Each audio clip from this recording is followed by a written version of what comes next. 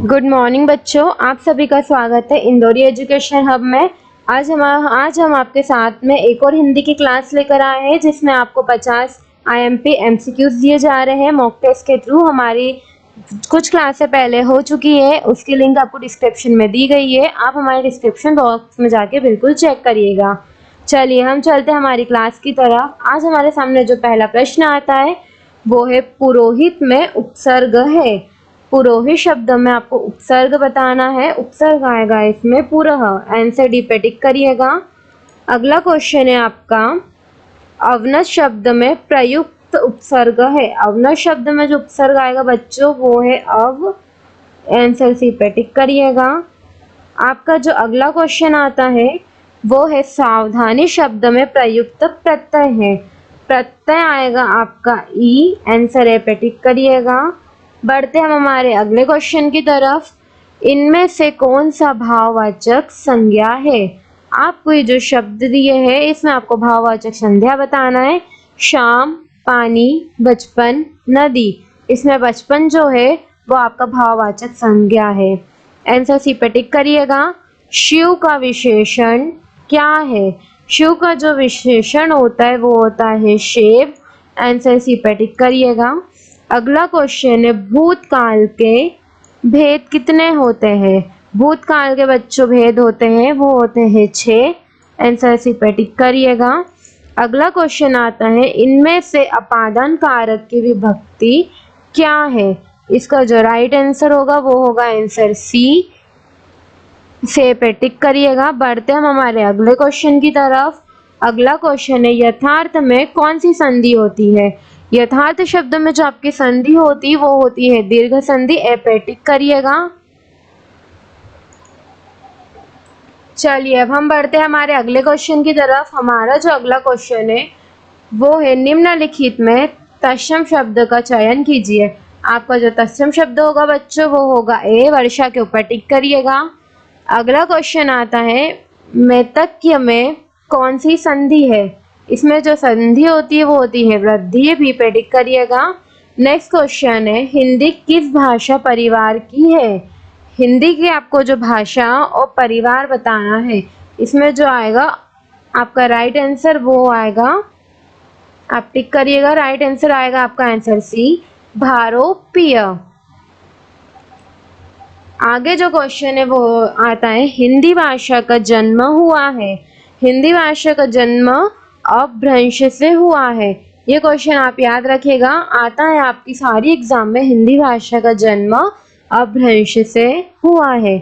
हमारा जो अगला क्वेश्चन है बच्चों वो आता है शुद्ध वर्तनी का चयन करिए। इसमें आपको शुद्ध शब्द बताना। ये शब्द आपका अशुद्ध है, ये शब्द भी आपका अशुद्ध है, ये शब्द भी आपका अशुद्ध है। आपका जो शुद्ध शब्द होगा बच्चों वो होगा कृपा। आंसर बी पे टिक करिएगा। बढ़ते हमारे अगले क्वेश्चन की तरफ। जाके पाँव न फटे विवावी सो क्या जाने पीर पराई का अर्थ है। ये जो आपको वाक्य दिया है इसका अर्थ आपको बताना है।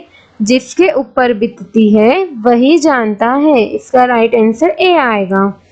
अगला क्वेश्चन आता है जस धूला तन बनी बारात का अर्थ बताइए।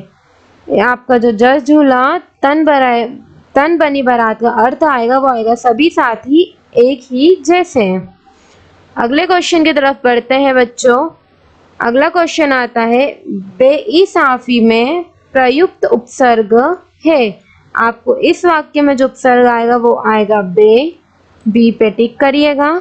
अगला क्वेश्चन आता है बहाव शब्द में प्रयुक्त प्रत्यय कौन सा है। इस शब्द में आपको प्रत्यय बताना है। इसका जो प्रत्यय आएगा वो आएगा आप। आंसर सी पे टिक करिएगा। अगला क्वेश्चन आता है आपका पुरोहित में उपसर्ग है। पुरोहित में जो उपसर्ग होता है बच्चों वो होता है पूरह। आंसर डी पे टिक करिएगा। नेक्स्ट क्वेश्चन है किस शब्द में आवा प्रत्यय नहीं है। यहाँ पर आपको शब्द दिखाई दिए गए। दिखावा इसमें भी है, भुलावा इसमें भी है, चढ़ावा इसमें भी है, बचा आपका लावा। इस शब्द में आपका प्रत्यय नहीं है। आंसर सी पे टिक करिएगा। अगला क्वेश्चन आता है किस शब्द में उपसर्ग का प्रयोग है। यहाँ पर आपको उपसर्ग बताना है। आपका जो उपसर्ग आएगा वो आएगा उपकार। अगला क्वेश्चन आता है हमारा, निम्न में से किस शब्द में प्रत्यय का प्रयोग हुआ है। यहाँ पर आपको प्रत्यय का शब्द बताना है। प्रत्यय का जो शब्द होगा वो होगा आंसर बी, धनिक। निम्नलिखित में किस शब्द में प्रत्यय लगा हुआ है। आपको यहाँ 4 ऑप्शन दिए हैं। 4 शब्दों में जो प्रत्यय है वो जादूगर में लगा है। आंसर बी पे टिक करिएगा। नेक्स्ट क्वेश्चन है आपका, किस शब्द में उपसर्ग का प्रयोग हुआ है। इसमें आपको उपसर्ग का प्रयोग बताना है। उपसर्ग का प्रयोग उपकार में हुआ है। आंसर ए पे टिक करिएगा। निर्वाह में प्रयुक्त उपसर्ग है। निर्वाह का जो उपसर्ग आएगा वो आएगा नीर। आंसर सी पे टिक करिएगा। बढ़ते हैं हमारे अगले क्वेश्चन की तरफ। किस शब्द की रचना प्रत्यय से हुई है। यहाँ पर आपको शब्द बताना है। अभियोग, अपमान, व्यायाम। इसमें से प्रत्यय की रचना कौन से शब्द से हुई है। इसका जो राइट आंसर आएगा वो आएगा इनमें से कोई नहीं। चिरायु शब्द में प्रयुक्त उपसर्ग है। चिरायु शब्द में जो उपसर्ग आएगा वो आएगा चीर। नेक्स्ट क्वेश्चन आता है, किस शब्द में उपसर्ग नहीं है। यहाँ पर आपको उपसर्ग नहीं है वाला पराजय में उपसर्ग है, अप में उपसर्ग है, प्रभाव में उपसर्ग है। आपका बच्चे शब्द ओढ़ना, इसमें आपको उपसर्ग नहीं है। बढ़ते हमारे अगले क्वेश्चन की तरफ। इनमें से कौन सा शब्द समूहवाचक प्रत्यय नहीं है। इसका जो राइट आंसर आएगा वो आएगा प्रेस। आंसर बी के ऊपर टिक करिएगा बच्चों। अब आता है आपका अगला क्वेश्चन। अगला क्वेश्चन है, पवित्र में प्रयुक्त संधि का नाम है। इसका जो संधि आएगी वो आएगी बी, अयादि संधि। नेक्स्ट क्वेश्चन, निम्नलिखित में तत्सम शब्द का चयन कीजिए। आपको यहाँ 4 शब्द दिए गए हैं। 4 शब्द में आपको जो तत्सम शब्द होगा बच्चों वो होगा उद्गम। आंसर सी पे टिक करिएगा। बढ़ते हमारे अगले क्वेश्चन की तरफ। पाठशाला किस प्रकार का शब्द है। पाठशाला आपका यौगिक शब्द है। आंसर सी पे टिक करिएगा। आता है अब आपका अगला क्वेश्चन, क वर्ण किसके योग से बना है। आपको क वर्ण कौन से योग से बना है। क वर्ण आपका आंसर डी, क प्लस अ से बना है। ऊष्म और संयुक्त किसके प्रकार है। आपको ये जो ऊष्म और संयुक्त दिए गए हैं आपको प्रकार बताना है। ये आपके व्यंजन के प्रकार होते हैं। आंसर ए पे टिक करिएगा। अगला क्वेश्चन आता है, स्वर्ग व्यंजन कितने प्रकार के होते हैं। स्पर्श व्यंजन कितने प्रकार के होते हैं। स्पर्श व्यंजन जो होते हैं बच्चों आपके 25 प्रकार के होते हैं। आंसर डी पे टिक करिएगा। नेक्स्ट क्वेश्चन है, श कौन सा व्यंजन है। श आपका जो व्यंजन होता है वो होता है उष्म व्यंजन। आंसर ए पे टिक करिएगा। नेक्स्ट क्वेश्चन की तरफ बढ़ते हैं। इनमें से किस शब्दों में वर्ण संधि अशुद्ध है। यहाँ पर जो आपकी वर्ण संधि है वो आपको अशुद्ध है बताना है।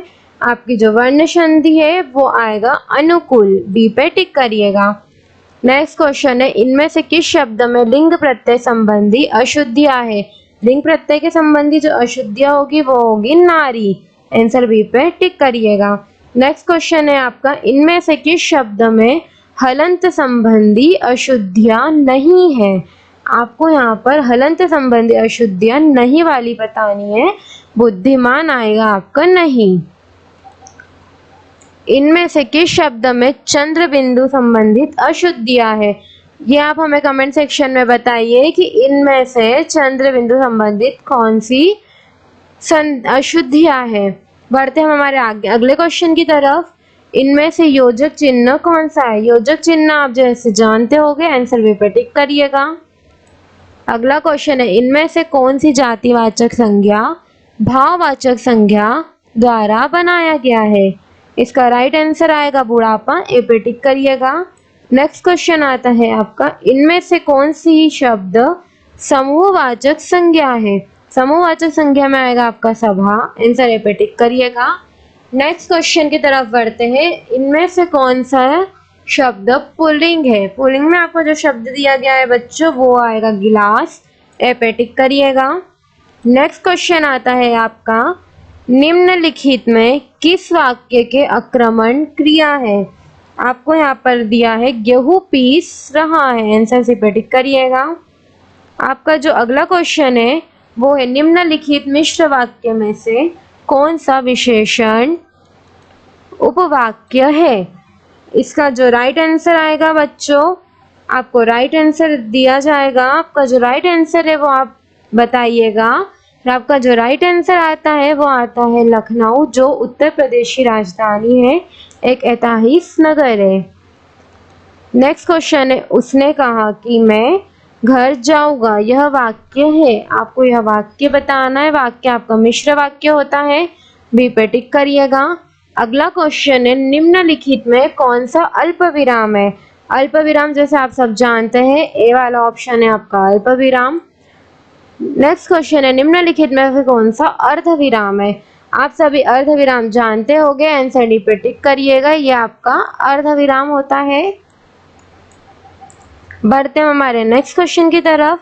अरे उसने तो कमाल कर दिया वाक्य है, ये कौन सा वाक्य कहलाता है? ये जो आपका वाक्य है वो आता है विस्मयबोधक। बढ़ते हैं हमारे अगले क्वेश्चन की तरफ। ये हमारा आखिरी क्वेश्चन है बच्चों। राम घर गया, उसने माँ को देखा का संयुक्त वाक्य है। आप हमें बताइए, राम घर गया और उसने माँ को देखा, यह वाक्य काय में आएगा? राम घर गया और उसने माँ को देखा, आंसर सी पे टिक करिएगा। इसी के साथ आज हमारे जो 50 क्वेश्चन है वो समाप्त होते हैं। इसी तरह आपको आगे की और क्लासेस दी जाएगी। आप हमारे चैनल पे बने रहिए, उसे सब्सक्राइब करिए, लाइक करिए और कमेंट सेक्शन में कमेंट करिए। आप सभी का धन्यवाद इंदौरी एजुकेशन हब से जुड़ने के लिए।